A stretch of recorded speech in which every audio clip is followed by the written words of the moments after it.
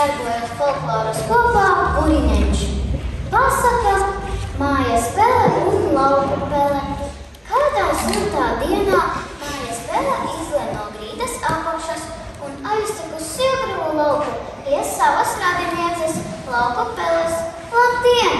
Vai vēl pazīsti arī savu radinieci? Labdien, labdien! Kādu no māsas nepazīšu? Ak, tavu prieku, ka pie manis atnāci! Bet vai ceļu labi zināji, vai neatmaldījies? Kur nu atmaldīsies?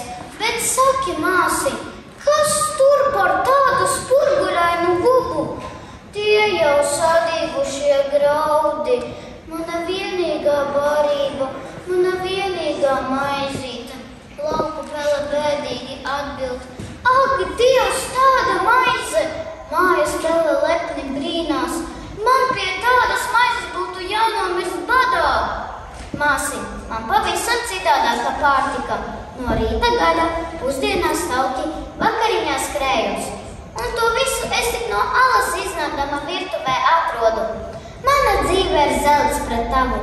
Nāc uz manu māju, dzīvosim kopā. Aicina mājas pele. Labi, iešu, atbild lauku pele. Naktī abas māsas radinieces izlēm no pagrīdas un jautā circenim. Ķirti, ķirti, vai kaķis mājā? Nē, aizbraucu ar peļu ādām uz Rīgu. Circenis atbild. Nu tad laiks, mājas pele priecājās. Stāvi māsiņ, tu tepat pie cauruma. Es nesīšu tev klāt, un tu nesīsi alā. Bet līdz ko mājas pele soļus divus parikšoja, te kaķis bāc virsū. Par laimi šoreiz izdevās alā iespūt. Citādi būtu zelta dzīve pa galam. Nu nekas, mājas pele mierina radinieci. Tad, kad nu te neizdevās, iesim pa pamata caurumu uz klēti spekti ēst. Noiet uz klēti, bet te atkal briesmas. Saimnieks atver durvis un viņa suņuks radiniecēm kā sadedzis virsū. To redzēdama lauku pele tūlīt griežas atpakaļ uz savu lauku māju, sacīdama, man labāk sadīgušie graudi drošībā, nekā tavi gardumi mūžīgās bailēs.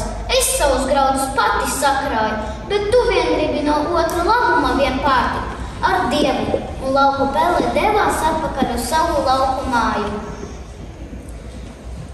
Atgadījums no dzīves. Kādā siltā vasaras dienā mēs ar ģimeni izdomājam aizbraukt atpūsties un pamakšķerēt. Mani tētis iemācīja ar plūdiņu makšķerēt. Tā nu es iemetu to ūdeni un gaidīju.